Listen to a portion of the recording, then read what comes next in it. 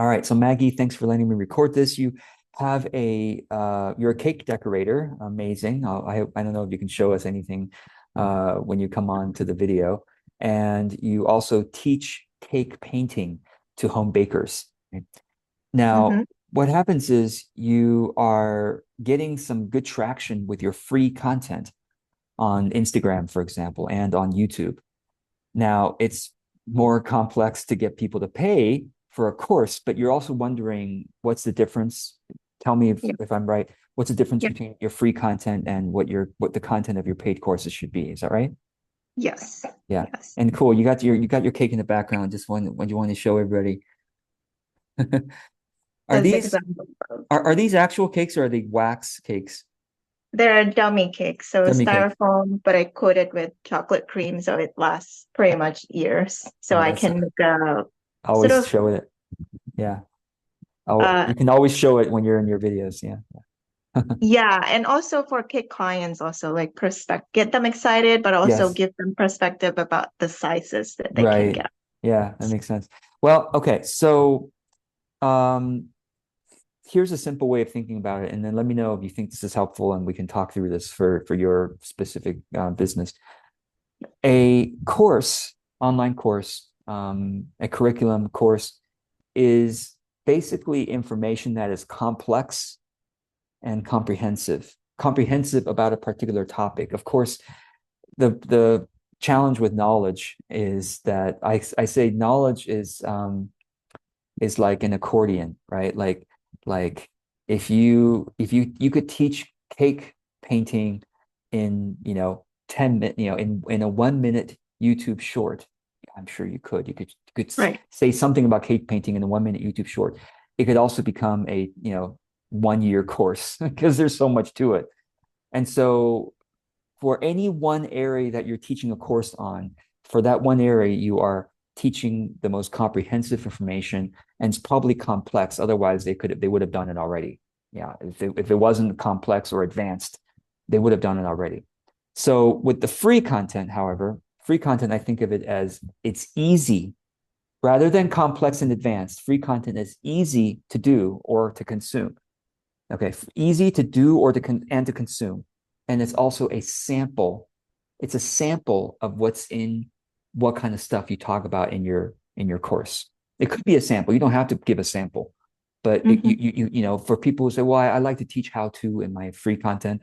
It's not my ideal situation, but if you want to teach how to, that's fine. Just don't make it as complex and comprehensive as your paid course.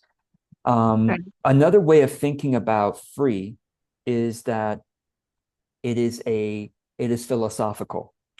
Okay, so philosophical meaning you're diagnosing the root cause of why your your potential student hasn't been able to do cake painting as well as you're teaching them in the course. So you're helping them understand, oh, no wonder I haven't been able to do this, is what they should walk away from the free content. That makes sense why I haven't been able to do this because I don't have these tools or I don't have this particular skill or I haven't practiced this much and I don't have the right steps that that I should learn and how should I learn it? Well, good thing I have my cake painting course or something like that. Um, yeah. So anyway, let me pause here and see if any of that makes sense or is helpful. Yeah, it is helpful.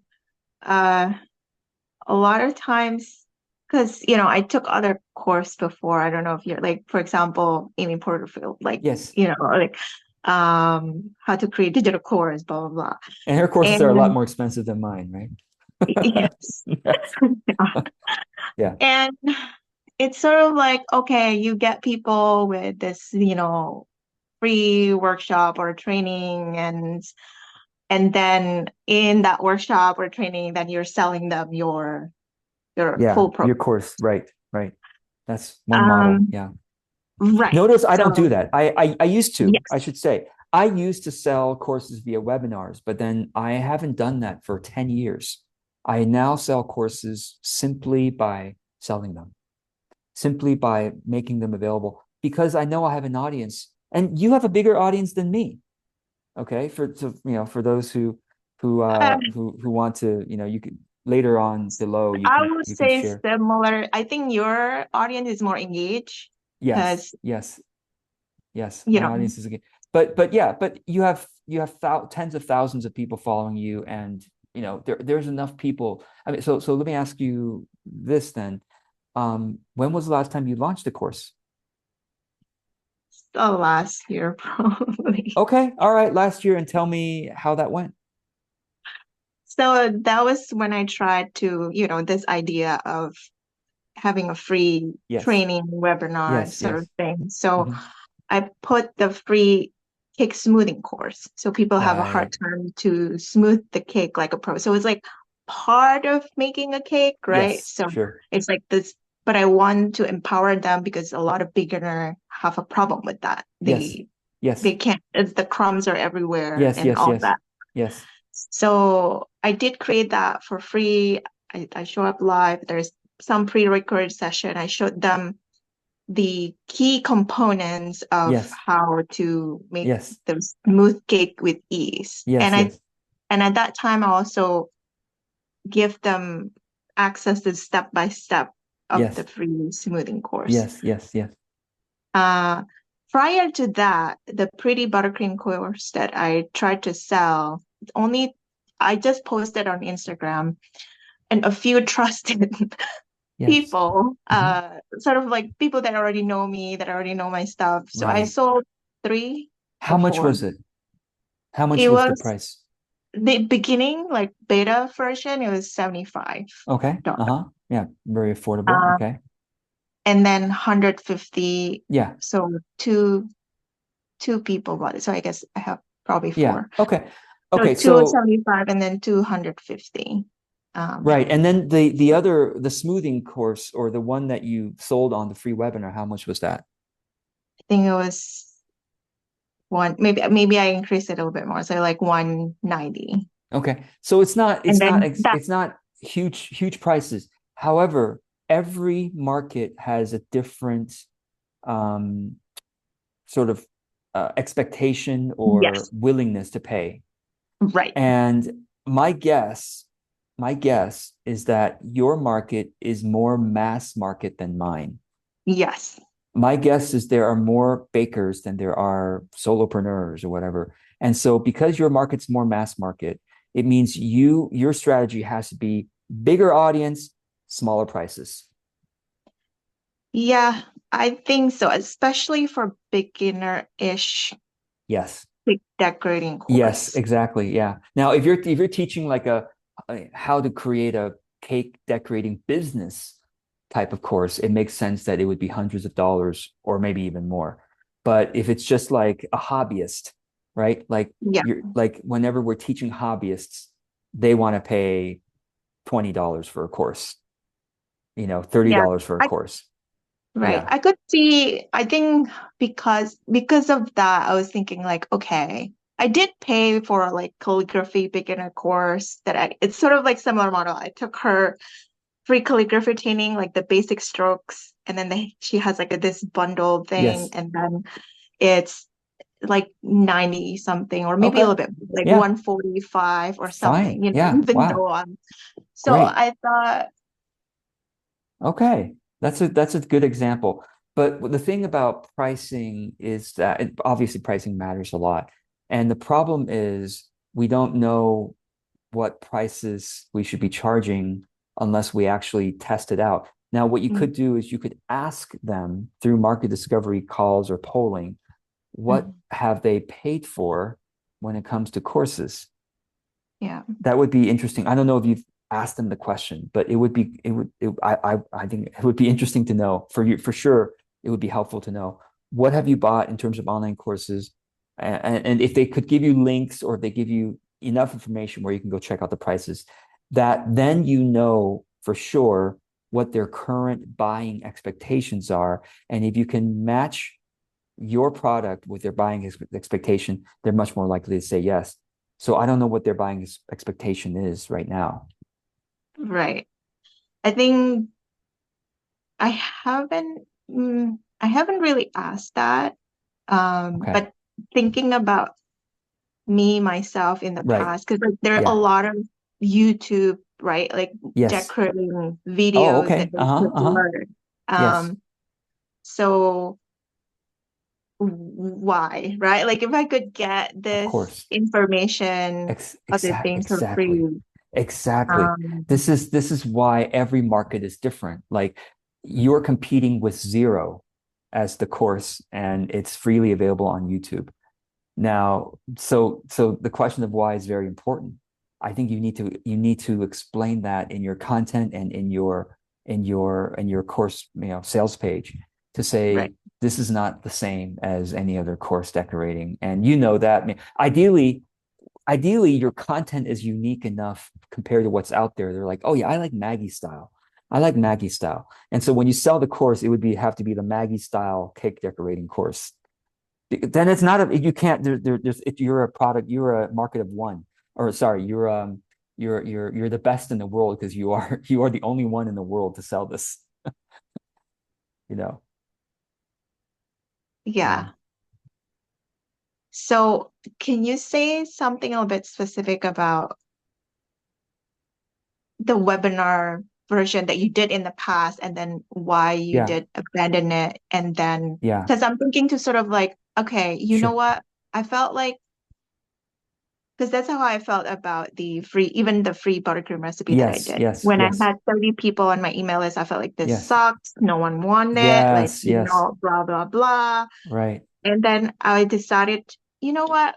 Maybe people just don't know about it. Let me try to make a real sort of a taster of Yes, what it is actually, yes, how yes. easy it is, and Right. like you mentioned, easy, how easy it is. So Yes. I decided to make Oh, that's great. Yeah. Uh-huh. a sample of. I literally make a video and then like showing them like this is Yes. buttercream, this is condensed milk. Yes. Forget about the flying powder sugar because that's gonna make everything harder. And even though I laying down the steps, like and then here's the link if you want written down recipe. And people Right. did stuff. I thought it was like people are not gonna like I already show it in the video, but somehow people still wanted the written recipe. Good. That's a Um, good sign. Yeah. but Okay. like yeah, notice that how initially I was doubting and then like I'm gonna try it again, see, is it the thing or is it just people don't know about it well enough or messaging, right? Like Well, always, I talk about the art framework for marketing, and I say that, I mean, I not only say it, I believe it. This is how I think about my own marketing, is that there's these three factors. There's alignment, there's reach, and there's trust. The more your course, offer, product, service is aligned with their buying wants and expectations, the easier it is to sell. So, right? Alignment is one notch you can go up. Reach, of course, the more people you're reaching about any product or service, the more, even if it's a tiny, tiny, tiny, tiny percent, buying rate. You reach 1 million people, you're going to still get, at least 10 sales or 100 sales or whatever, even if it's tiny, tiny, percentage of people who are likely to buy. And then trust, of course, is like, oh my gosh, I like Maggie's way the best. Yeah, there's nothing else like online like the way the Maggie does it. High trust, whatever you're going to sell, Maggie, I've been following your content. Of course, I'm going to buy it. So huge trust, it will also make a huge difference. And like these are three levers we can pull. And so you're talking about reach, of course, reach, as you keep growing your audience, maybe you run ads or whatever. Yes, you're going to make more sales. What I'm talking about right now is the alignment. alignment. Is, of course, since you're in the market discovery course, you're in the create aligned offers course, really focus on the alignment piece. And with Yeah. alignment, you don't need a huge audience, right? The higher the alignment, the greater the conversion rate for any product or service. I mean, you could have an email list of 50 people and then 45 people buy because it's so dang aligned with what those 50 people want. So this is why I'm really interested to know, okay, your current audience, what would they say are the courses they've bought? And then you want to see what the price points are. So you can know, oh, okay, it's not just the price points. You want to see what courses they bought. So you can say, how involved were the courses? And then what are the price points? So I can shape my skills to the level of complexity and price of that course, of the courses they've been buying. Then they don't have to change their behavior. They know, oh, that price is what I'm used to. And this kind of complexity of the course, that's what I'm used to. I'm of course going to buy from you too. And then to your question about why I abandoned webinar selling, I was honestly very good at it. Yeah, I was very good at it. I remember one webinar, a single webinar, I sold $75,000 of my Mhm. courses. So Mhm. I'm very good at selling on webinars. I can convince people to buy. But why I stopped doing it was making a lot of money. Why I stopped doing it was because it wasn't authentic. Mm. Because I know why I'm there on the webinar. I'm there on the webinar, not really to give you free training, not really. I mean, yeah, I Yeah. could I could say, oh yeah, I'm there. What a wonderful free training George is providing. No, I'm trying to get you to pay me money. That's the webinar. If it's going to sell well, if it's going to sell well, the webinar can't just be a generous, generous from the heart. Here's my free training. Oh, we have 5 minutes left. Let me tell you about my course. Not going to sell That's what I anything, was doing, I think. right? So the way that the webinar selling has to work is the whole thing has to be holistic, designed as a clever sales pitch, where throughout the thing you're dropping hints about the paid thing, and that you're really creating a gap of understanding. By the time at the end of the webinar, they're like, "Oh my gosh, I see the map now. I didn't believe the map before. Now I believe the map, and now how is going to take me there? Like there are no details to the map. Oh my god, this is why you should buy my thing. And by the way, for the next 10 of you who sign up for the course, you're going to get this amazing bonus that will change your life and that you will find nowhere else. And this is the only time I'm giving it, but it has to be done by the end of the week. I did all of that and more. I was very good at it. And I was like, every time I did it, I'm like, okay, I made money, but it felt just, I don't want to do this. I don't want to do this for my living. It's not an honest living. And so I stopped doing it, and I said, okay, I'm going to just create content calmly but consistently, and then I'm going to sell calmly and consistently. So this is why I asked you in the beginning, when was the last time you sold a course? Hmm. Because of if you don't sell often enough, you will not have enough market data, and also not just market data, because every time because I've been launching something like 8 to 12 courses a year for since 2017, when I started 2016. I think I started doing courses. No, maybe 2014. I started doing courses very actively again. I've been doing about 8 to 12 courses a year, launches. And so every time I launch, I get better understanding of what they want to buy and what they don't want to buy. Of course, I do market discovery to try to find out beforehand, but I still have to launch it to see humbly, okay, anyone? And sometimes it sells very poorly, and sometimes it sells way better than I expected. Usually, when I launch, let's say 10 courses a year, like I did last year, and the year before, when I sell 10 courses a year, two of them do really, really well. I mean, really, two of them do enough sales where I don't have to sell anything else for the rest of the year. In terms of courses, I still have my membership program, and that brings some money in. But in terms of my courses, I'm like, if I don't sell a single course the rest of the year, I'm happy. Two of them, only two. But the other, and then maybe two of them or three of them are complete flops. I'm like, there are four people on the call. What the heck is going on? Right? Two or three of them are like that. And then the others are like, that's okay, did okay. And every time I do that, I not only learn more from them, but more important, also as importantly, I give my audience the the right expectation that this is what I sell consistently. Because if you create a bunch of free content and then you only occasionally sell, they are surprised.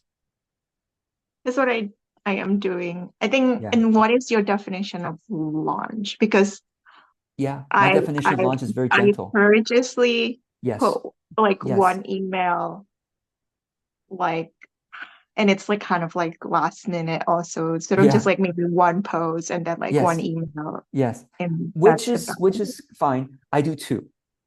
That's the extent of my launches is two posts everywhere on social media that I'm on. And then those same two posts also go out as emails. This is very different from the normal Amy Porterfield launch or anybody else's launch. They're going to teach you 17 emails, you know. So, and none of us like it. I don't like it. I don't like sending 17 emails, and my recipients don't like receiving them unless the emails are really entertaining and they have value, but still everyone knows the shoe is about to drop. So Yeah. this is why two posts, two emails. The first post for your course could be like pre-launch sale.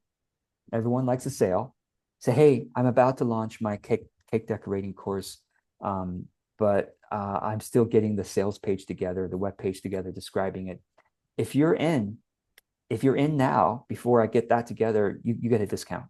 Here it is. Here's the special link. And it goes right to the shopping cart. It goes right to the order form. There's no pretty pictures or anything. That they just goes right there and they get a 25 to 33% discount, something like that. I mean, it's up to you. You can go 50% discount. So up to you. And then the next message is, hey, the course starts next week. Remember, courses are always better if they're live. Live sessions is what people want, much more likely to buy. I noticed that I really like your life, like this Yes. kind of, do Yes. you notice that, have you always been doing this, or is that kind of Yes. a shift at some point No, that no, you I've always been realized doing this. after And then COVID, it seems like people no, want live. to. Yeah. I've okay, that's not true. I have sold evergreen courses in the past that just as is, and it always didn't sell as well. I mean, live courses for me anyway, and I hear from this from other people, it sells usually like 50 to 300% more than an evergreen course launch. It sells way more. And so I'm just like, I'm just gonna do it live. I still have my other recorded courses on my website, but they get way fewer sales than when it's launched live. So I see. And for example, I'm curious about, sorry if this is too much. Like, for example, like you have this create align offers. And yes. then, so you have, for those people who buy it, they have that live sort of session. And then Yeah. the next time you launch it, it's going to be, they have that lifetime access to that live. The So old it's, version. They have lifetime access to the old version. Now, because here's the thing, I only relaunch courses now because I have so many courses. I only relaunch them every 4 years, believe it or not. So I don't okay. feel bad that you bought my, Facebook ads course in 2020. Well, I retaught it in 2023. You're gonna now. What I do is I give them a discount link for upgrade, and they're very grateful. They're like, "Oh, wonderful! It's half price off." I and they like vaguely, oh yeah, I remember I took this like 2 years ago or 4 years ago or whatever, and now I can get an update for half price off. Okay, cool. And not just an update, but I also get access to the Q&A calls for 2 more months. And so it's there's live access to me to troubleshoot everything, that they have. So this is why yeah, that's what I've done. I know people like, and the reason I do, look, I know the people like Amy Porterfield or others might give like lifetime updates for free, but Mm-hmm. that's because they charge $2,000 for a course. Mm-hmm. I charge 200.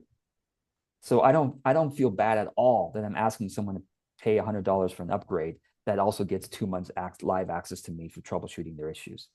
So I Mm-hmm. think that's more than fair. Now, if someone bought an old course, right? If someone bought an old course within the last 3 months, maybe also 6 months, I stretch it sometimes. Last 3 to 6 months, maybe 9 months. But I'm usually quite generous. I feel like if someone bought a course, I feel like, you know what? I'm just going to give you free access to the new version because you'd only bought it a few months ago.